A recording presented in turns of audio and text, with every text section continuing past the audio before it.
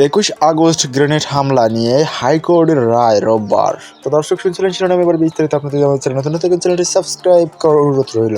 আলোচিত 21 August grenade হামলার মামলার রেফারেন্সে ও আসামিদের আপিলের রায় রোববার 1 ডিসেম্বর ঘোষণা করা হবে। বিচারপতি এ.কে.এম. আসাদুজ্জামান ও বিচারপতি সৈয়দ এনায়েত হোসেনের হাইকোর্ট বেঞ্চ রায় ঘোষণা করবেন। শনিবার 30 নভেম্বর দুপুরে আসামিপক্ষের আইনজীবী মোহাম্মদ শিশির মনির বিষয়টি নিশ্চিত করেছেন। এর আগে 31 অক্টোবর শুনানি শুরু হয়েছিল। আদালতে রাষ্ট্রপক্ষে ছিলেন deputy attorney general Mohammad Jashim Sarkar, আসামিপক্ষে ছিলেন আইনজীবী এস.এম. শাহজাহান ও শিশির মনির। এ ঘটনা মামলায় 2018 সালের 10 অক্টোবর বিচারিক আদালত সাবেক রাষ্ট্র প্রতিমন্ত্রী লুৎফুজ্জামান বাবর, বিএনপি নেতা আব্দুস সালাম পিন্টু সহ 19 জনের মৃত্যুদণ্ড দেন। একই সঙ্গে বিএনপির সিনিয়র ভাইস চেয়ারম্যান, বর্তমানে ভারপ্রাপ্ত চেয়ারম্যান তারেক রহমান সহ 19 জনের যাবজ্জীবন কারাদণ্ড দেওয়া হয়। বিভিন্ন মেয়াদে কারাদণ্ড দেওয়া হয় অন্য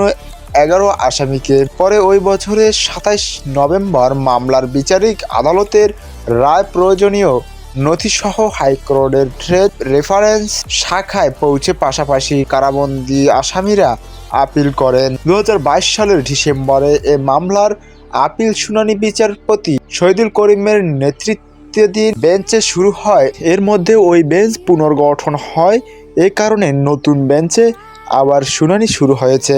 বিচারিক আদালতের রায়ে মৃত্যুদণ্ডপ্রাপ্ত আসামিরা হলেন লুৎফুজ্জামান বাবর, আব্দুস সালাম পিন্টু, তার ভাই মাওলানা তাজ উদ্দিন হুজুর, সাবেক আমির ও ইসলামিক ডেমোক্রেটিক পার্টির আহ্বায়ক মাওলানা শেখ আব্দুস সালাম কারাগারে বসে মারা যান। কানসিরি জঙ্গি আব্দুল মাজেদ বাট, আব্দুল মালিক ওরফে গোলাম মোস্তফা, মাওলানা শওকত ওসমান মহিবুল্লাহ ওরফে মফিজুর রহমান, মাওলানা আবু সাইদ ওরফে ডক্টর জাফর আব্দুল কালাম আজাদ ওরফে বুলবুল, মোহাম্মদ জাহাঙ্গীর আলম হাফেজ, মাওলানা আবু তাহের হোসাইন,